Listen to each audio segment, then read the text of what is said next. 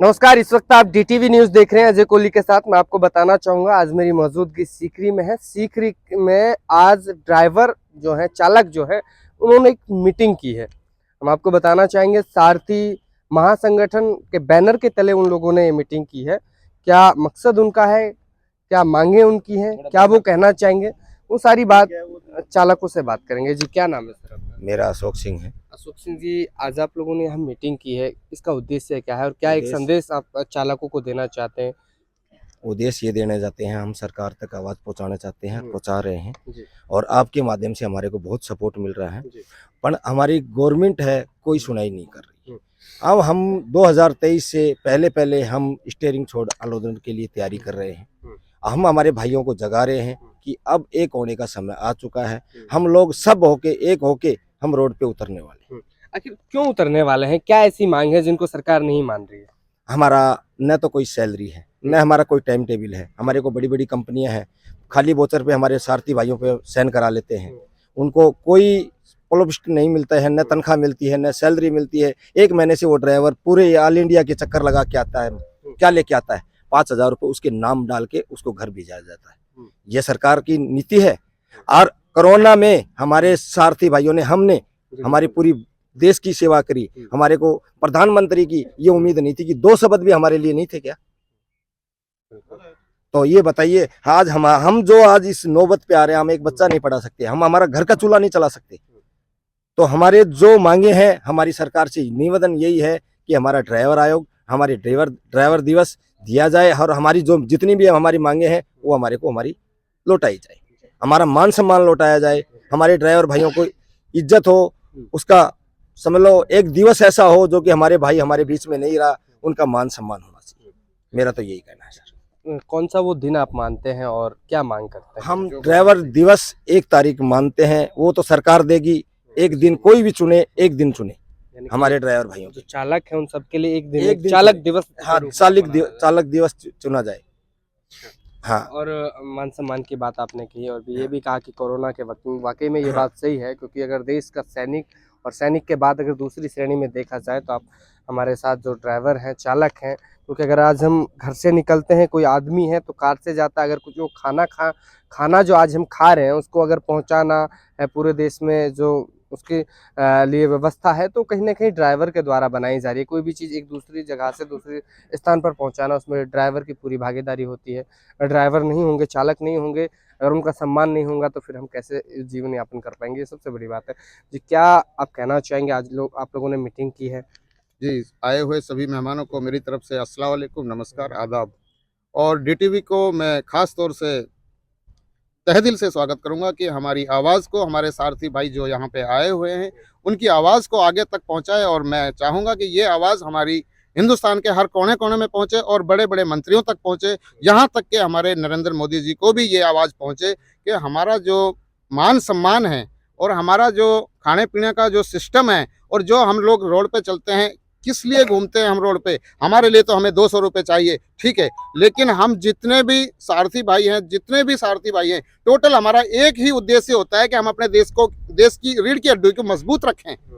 और उस मजबूती को रखने को कायम रखते हुए हमारे लिए क्या दिया जाता है? हमारे साथ रोड पे शोषण होता है, खुलेआम शोषण होता है। प्रशासन जानती है इस चीज को, खुलेआम शोषण होता है मेरे साथ। सारथी समाज के साथ पूरा शोषण होता है।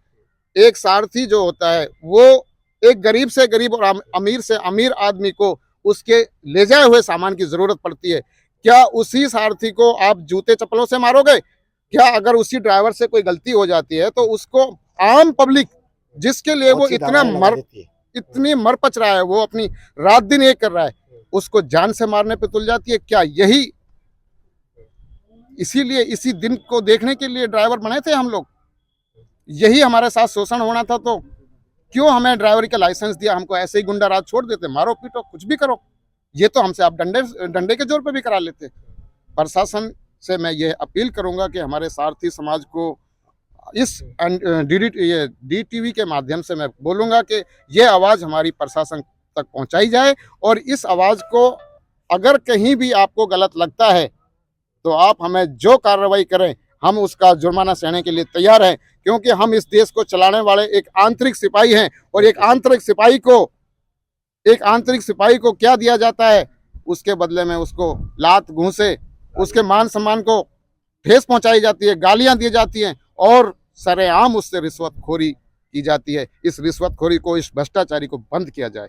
जय हिंद, जय सारथी, ड्राइवर एकता जिंदाबाद, ड्राइवर एकता जिंदाबाद, भारत माता की जय, भारत माता की जय।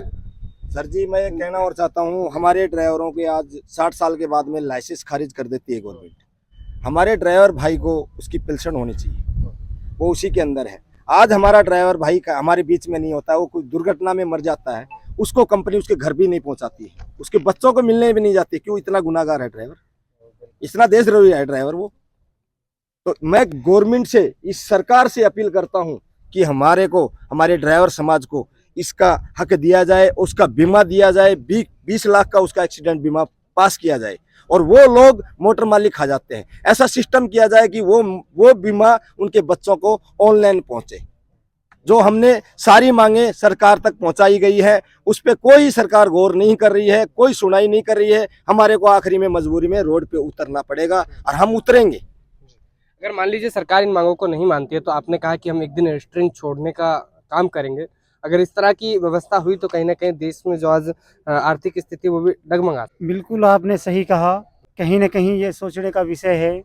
और सबसे पहले तो मैं हमारे माननीय श्री नितिन गडकरी जी को, जो हमारे हिंदुस्तान के परिवहन मंत्री हैं, आपके माध्यम से ये संदेश देना चाहता हूं। जैसे कि हमने कुछ मांगे अपनी हमारे माननीय श्री नितिन गडकरी जी को पहुंचाई थी, तो उन्होंने हमें आश्वासन दिया था कि 3 महीने के अंदर जो ये एमपी की बॉर्डरें हैं जिन पर अवैध वसूली की जा रही है, इनको बंद कर दिया जाएगा। लेकिन हम देख रहे हैं कहीं पर भी कोई फर्क नहीं पड़ा है। तो मैं हमारे माननीय मंत्री नितिन गडकरी जी से ये जानना चाहता हूँ, क्या सर ये जो एमपी की बॉर्डरें हैं, इनका अत्याचार इतना बढ़ चुका है, जो एक हिंदुस्तान के परिवहन मंत्री जी की बात को नहीं मान सकते तो आम ड्राइवर की क्या सुनेंगे, ये आप भली भांति समझ सकते हो। तो मेरी आपसे यही रिक्वेस्ट है, जो आपने हमें आश्वासन दिया था उस पर ध्यान दिया जाए और जितनी भी ये बॉर्डरें हैं इनको बंद किया जाए।